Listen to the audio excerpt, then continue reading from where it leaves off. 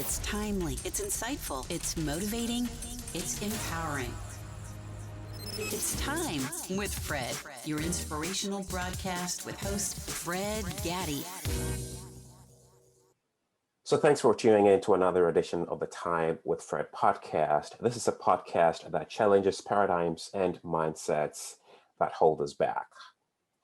Dennis Diderot once said that only passions, great passions, can elevate the soul to great things. And speaking about passion, I have a very special guest with me to talk about his journey, how he was able to find his passion through high school, and then now becoming a best-selling author who now helps others in that authoring field. He's no one other than Vikrant Shaurya, who joins us all the way from India. Is that right? Vikrant, is that where you're Yes, joining us correct. from? Okay. And Vikrant has combined his emergent passion for business and his lifelong passion for books.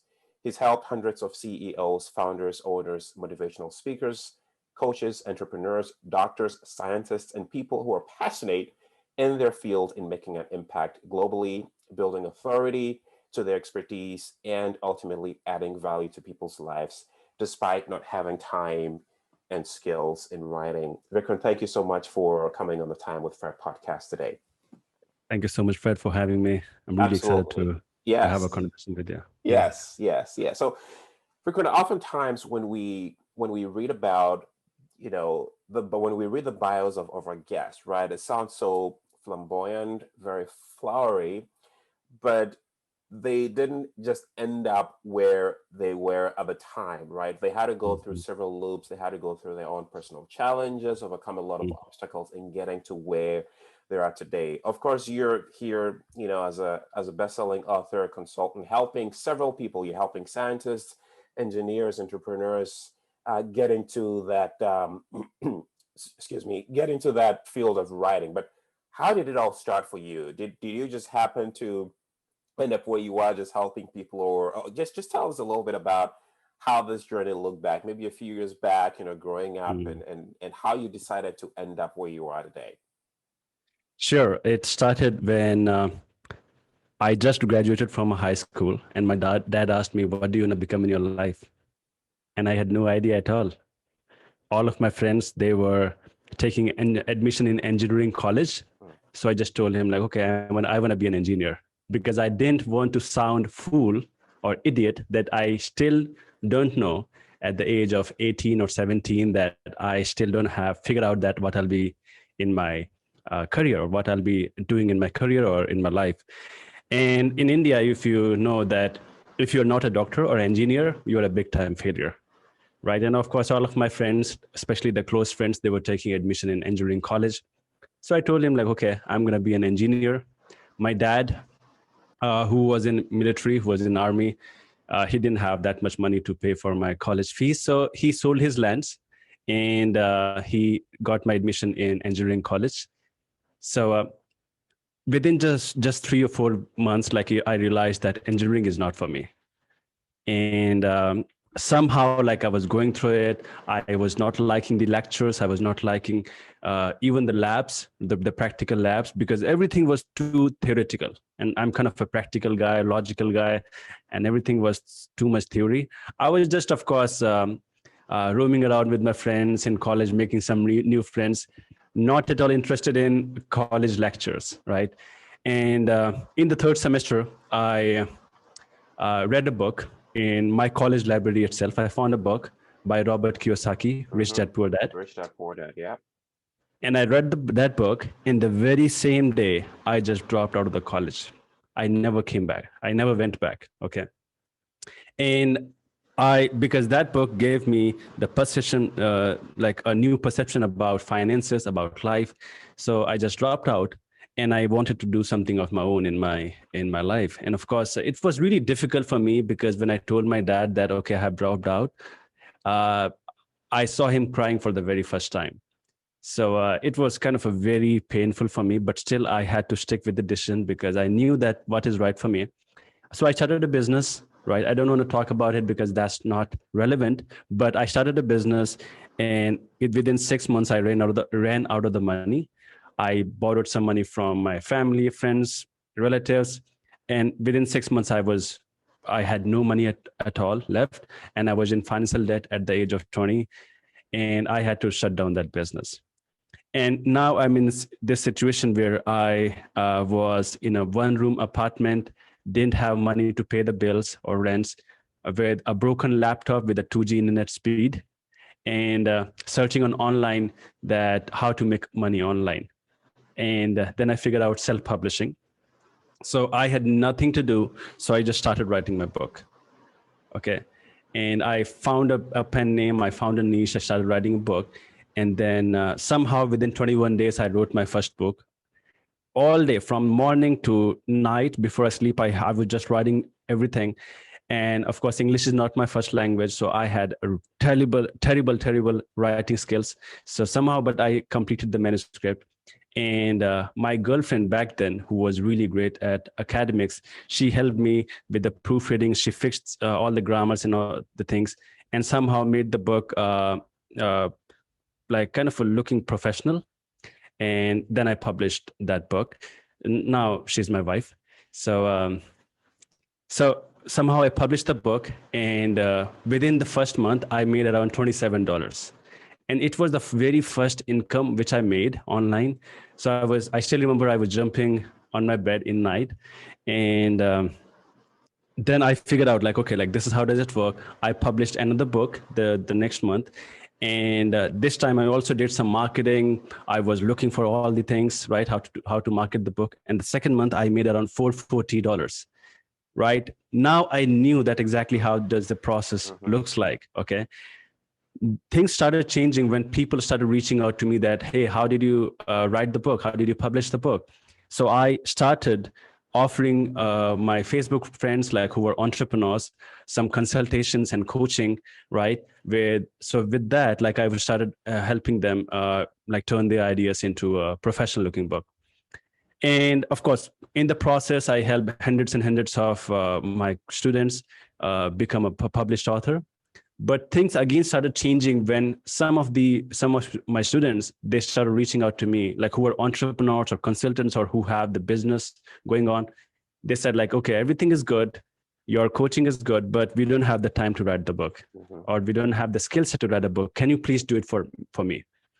Then I got this idea that there are so many people, there are so many entrepreneurs, experts, thought leaders who have amazing ideas, message to share with the world in the form of a book, but don't have the time to write, don't have the time to sit down and write the book. So then I thought, okay, why don't I can create a done for you solution for these people, so that it's also going to help other people, right? The world.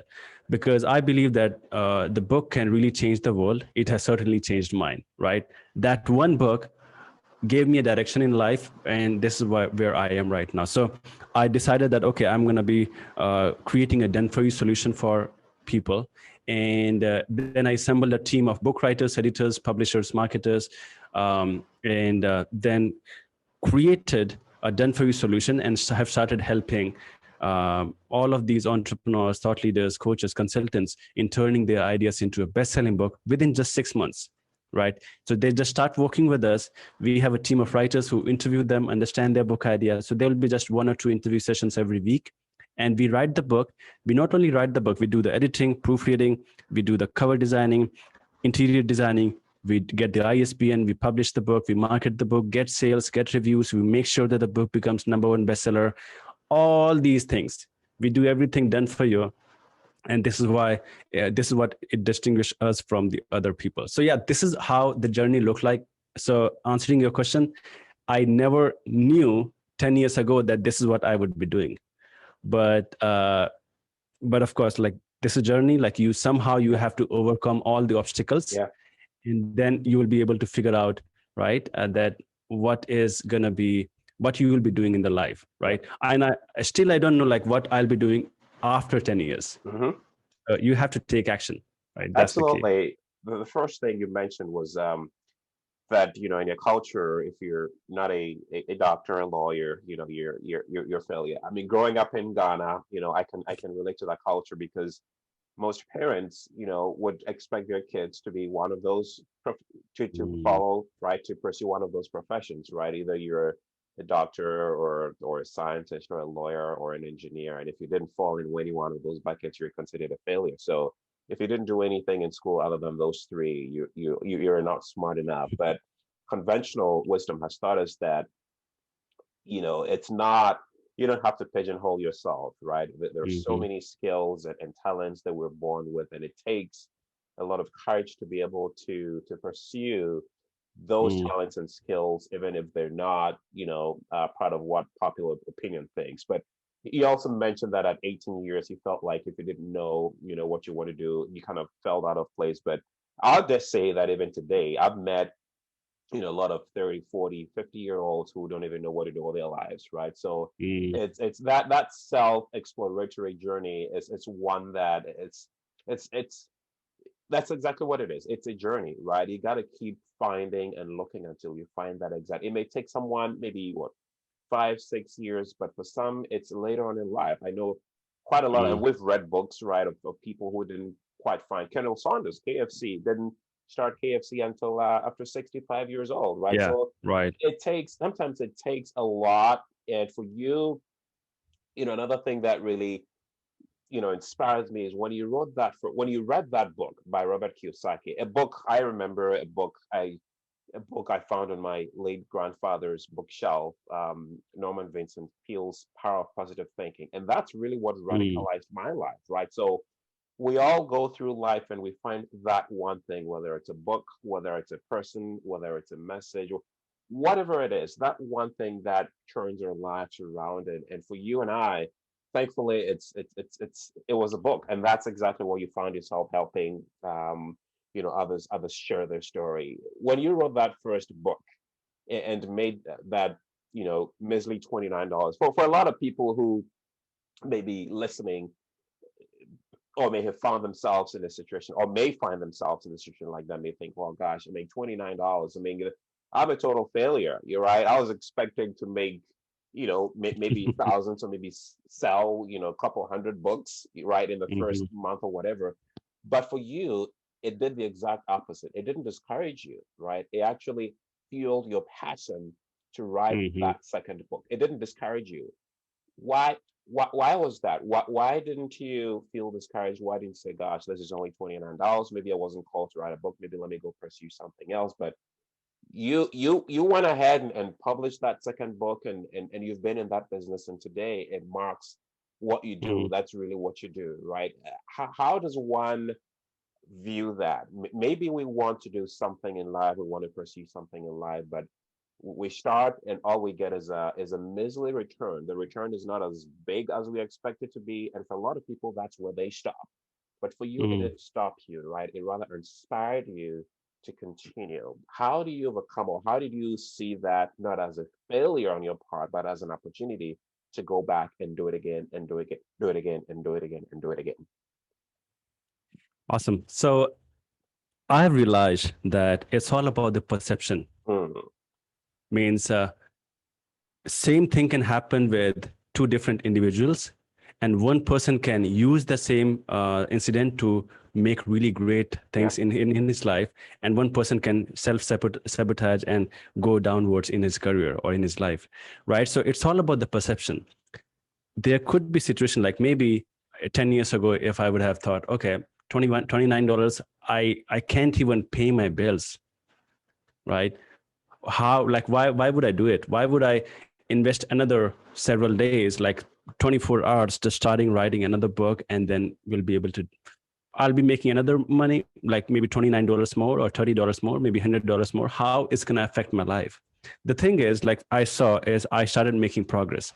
I I like, but until that point, I was doing so many things, right? My first business failed. I didn't generate any penny from that business. And then, of course, but just by writing the book, not having any employees, by publishing the book, I made $29. I saw it as a success. Also, one more perception was I just published the book. I didn't do anything about marketing, but still I made money. What if I'll do some marketing? Mm, In the second month, I did like at least 12 hours a day. I was working on the marketing side of both the books. and I made $440, right? So it's all about the perception, right? How you see things determines like how you will be taking the next action.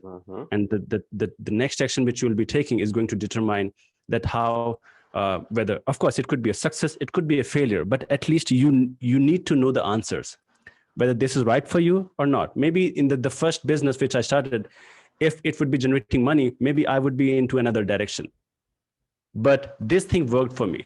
And the thing which I have realized is you have to take massive action in all the different directions, or maybe in one, you just take one thing and do all the things possible and see what is working, what is not working, right? Before that, don't decide that this is not right for you. So yeah, like it's all about the perception, like how you see things. It determines like how successful or how failure your life will be. I love that, Vikrant. I love that. One thing I've always shared is it's not what happens to you, but it's how you react that happens. I mean, I've met people who are just always have a different perspective on things, a positive perspective on things, right? It could be raining, but they could see the rainbow, right? It could be dark and gloomy, but they see the light, right? They're just wired that way. It's having that kind of perspective, right, on life. Is it something that one is born with? Right, because I am like that. Not to say that I don't have those low moments where I feel discouraged and blue. I do, but overall, I like to see the positive out of every situation, and that's really helped me tremendously in my calling. To even help bring inspiration to others who may be in the same situation as I am, but all they see is just doom. Is it something that is taught, or is it something that is a natural part of a human being? Would you say? Just your thought on that.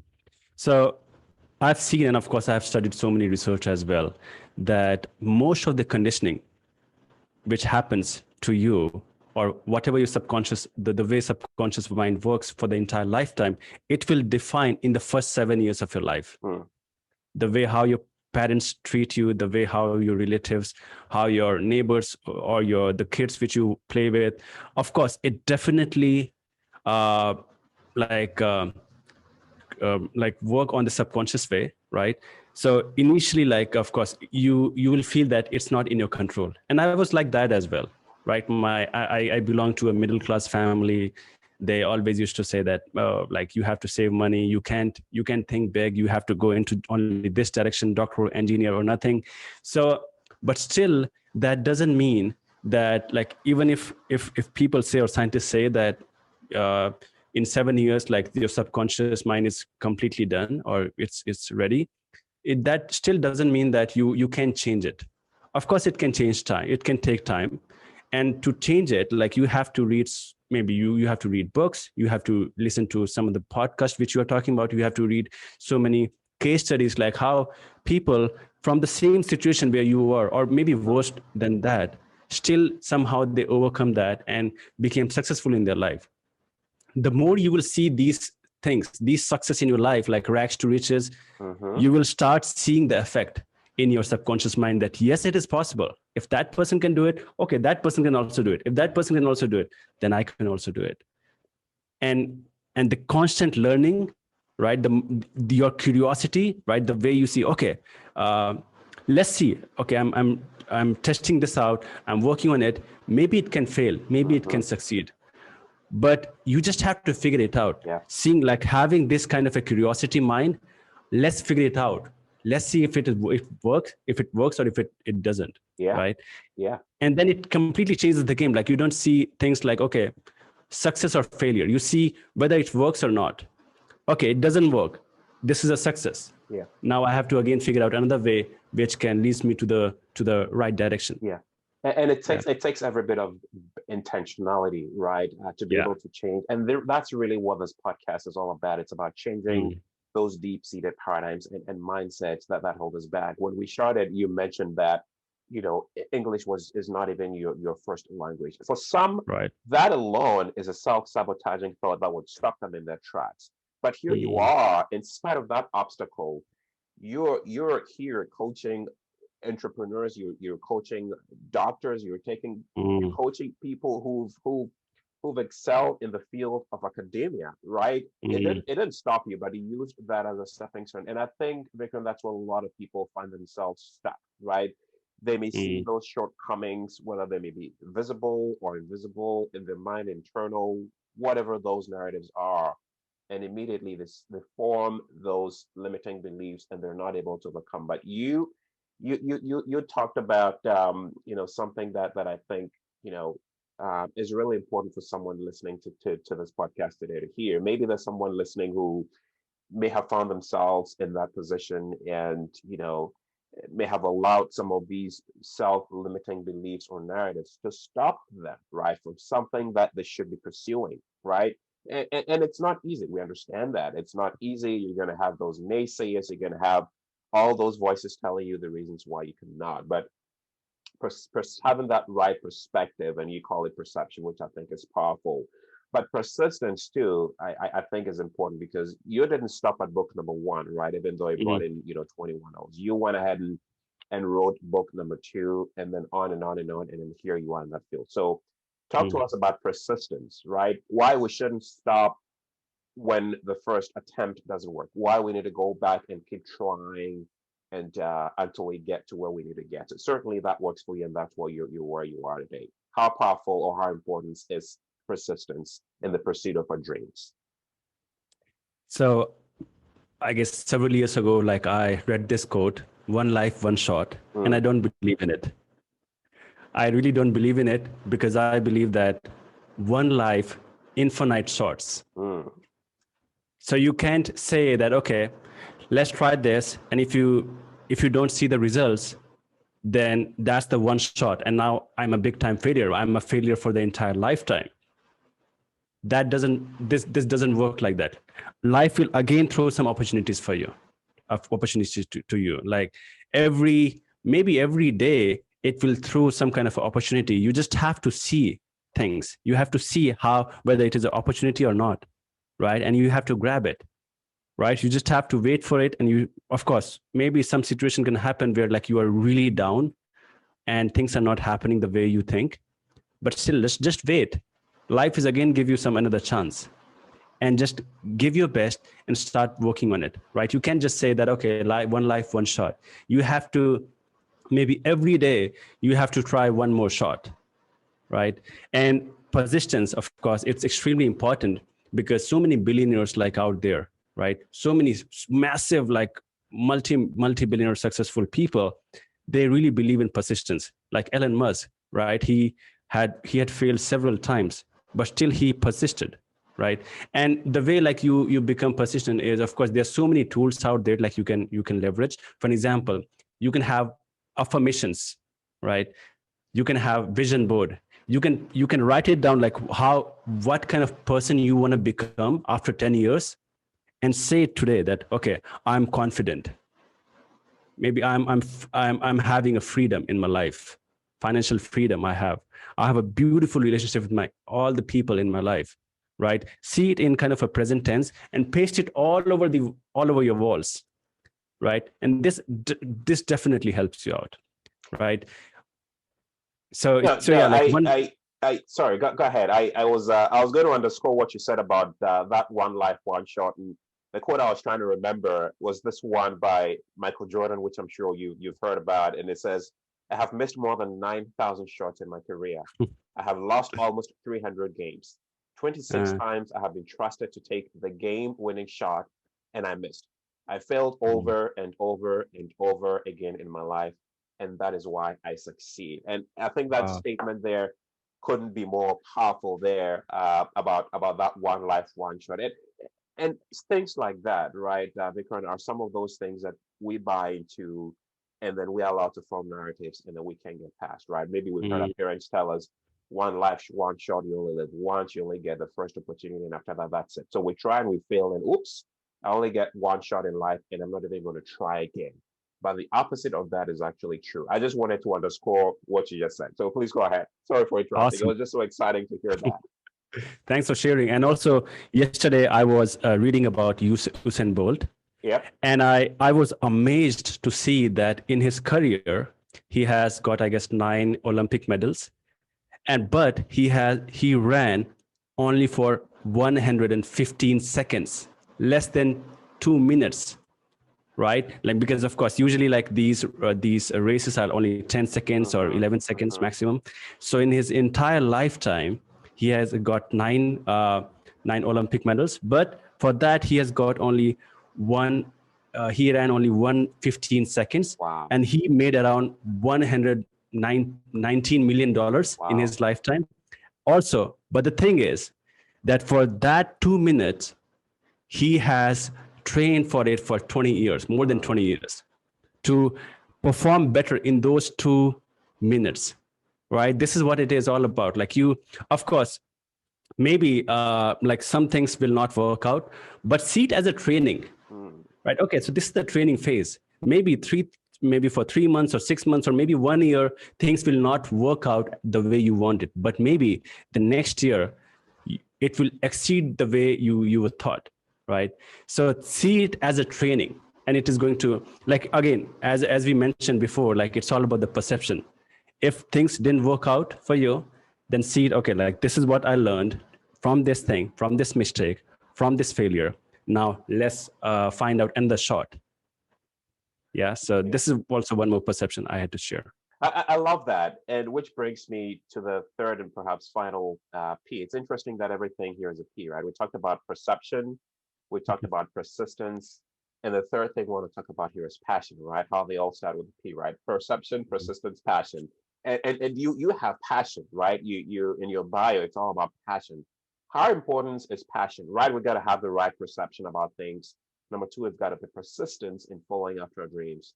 But number three, perhaps the most important, is about passion. You got to be passionate about what you do.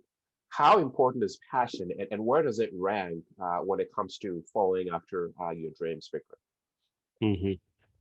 Of course, passion is extremely important. I didn't see, like, initially, like when I started in this book writing publishing career, I didn't see it as a passion. I really had to make money.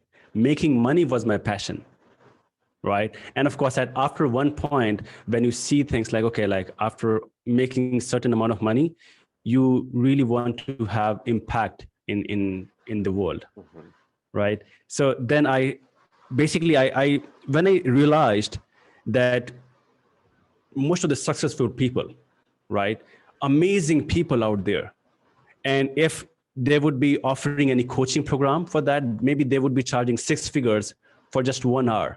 But they have written a book, maybe just for $10. They have shared all their life lessons in it, right? And you can really understand their thinking process, exactly how they went from point A to point B, exactly what was their thought process in just $10, right? So this is what makes the books really amazing. And when I realized that, like, it became my passion, that, okay, I'm going to be helping so many clients turn their ideas into a professional looking book so that it can reach out to the readers. So I'm not only helping my clients turn their ideas into a best-selling book, I'm also helping the readers who are going to read the book. Yes, you are.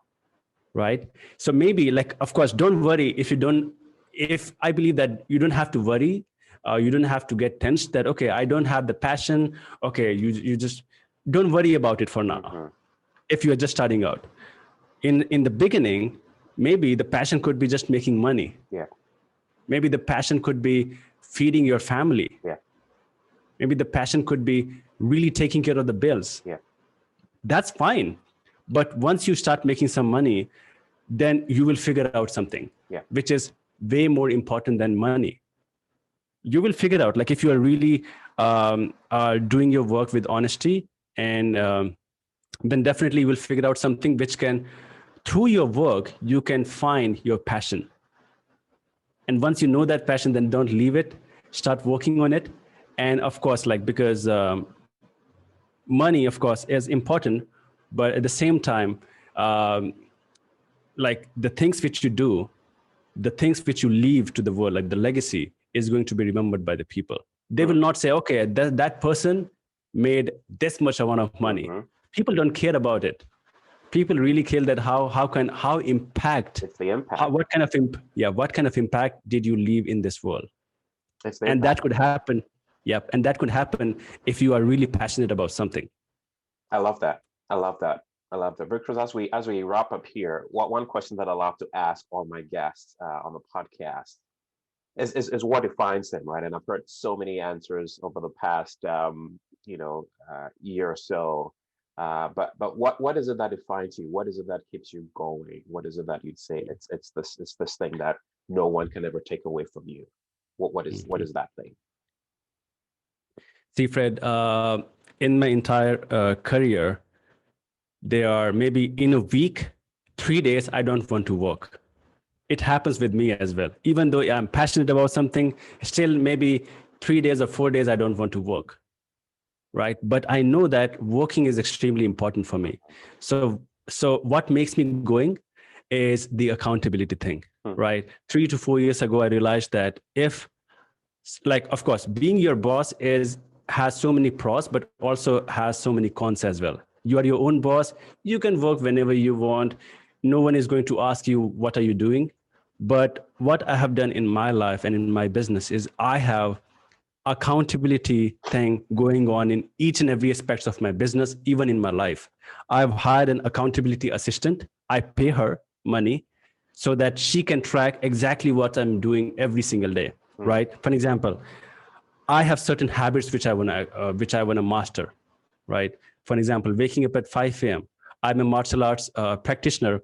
I have to go to and train for martial arts every day, right? So that person, that accountability assistant, she reviews my entire day, and she asks me like, why exactly didn't I do this habit today? Wow. Not only habits, I also share my goals with her. Like I work on the sprints basis, like every 90 days, like I create some kind of a goals. I share it with her. And then I give her the permission to tell me that, like, or to ask me exactly why it happened, why I was not able to get to the goals. Also, for an example, if some habit I'm not able to do it at certain day, I give her the money, right? The extra money. I have a penalty for that, right? Wow. So I have taken it to the next level. So the accountability thing is extremely important, even if you're your own boss. So that's what makes me keep going, because I'm like, of course, sometimes I'm in not in the work mode, but you have to work, and anything could impact your thinking process, right? So if you are not feeling good, maybe you don't want to work. If something happens with the relationship, you don't want to work, but you have to work. It's extremely important.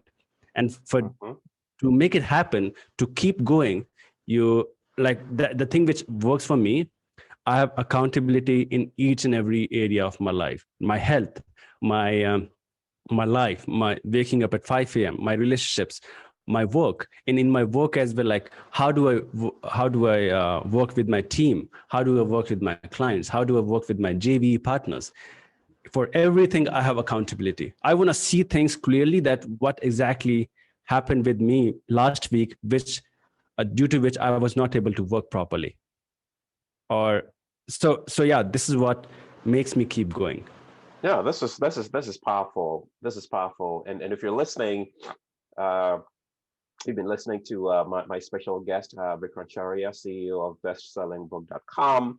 And maybe you're listening and you probably have a story, you probably have a dream, or you're probably thinking of writing a book. He's demystified the whole process. And his website is bestsellingbook.com. You want to check it out and read and listen to some of the testimonials from people he's helped. I was listening to some of them yesterday, and how they were able to transform their dreams into realistic goals. So definitely check out his website. Again, it's bestsellingbook.com, and it's going to be on your screen. If this is being aired by video, you can see that as well. But Vikrant, as we wrap up, what final thoughts would you want to share with our listeners today? Any final thoughts you want to share? Yeah, sure. For your audience, I have created a giveaway, right, which they can really access. So if they want to write the book themselves, I have created a checklist after working for 10 years. I exactly, like in that checklist, like they will be exactly getting how they have to start. First of all, they have to start with a book idea, then why they are writing this book, then who's the target reader, exactly each and everything, every aspect of the publishing, from book writing to editing to publishing, marketing, everything which they want to do to make a professional looking best-selling book, it is in that checklist, right? And it also comes with a blueprint which explains how to use that checklist. So if for your audience, I have added it in on my website. It is, they can go visit bestsellingbook.com/checklist, and they will be able to access the giveaway, and they can access the checklist, which is going, like, they can download it, they can print it out, they can paste it on their wall, and they can start working on it. That's too easy to work on. So bestsellingbook.com/checklist. Yeah, so this is the gift for your audience. Thank you so much. And it's going to be on the screen as well, bestsellingbook.com/checklist. This process has been demystified. So if you're one who's been sitting on the fence, wondering, how do I start? Go click on that link and check it out. But Vikrant, thank you so much for coming on the podcast and for sharing your story. And folks, just to recap, it's all about perception, it's about persistence, and it's about passion. Once you have those three P's mastered, this will definitely set you on that right track in helping you overcome obstacles and really realizing the dream, whatever dream that's been placed in your heart. So again, thank you for listening. Vikrant, thank you for joining us all the way from India and for helping us out, understanding, the process, and for your own journey as well. And hopefully we'll have you back again to talk to our audience about something else that you're doing in the future, but best to you as well. Thank you so much, Fred, for having me. I really enjoyed our conversation. Same here. Thank you.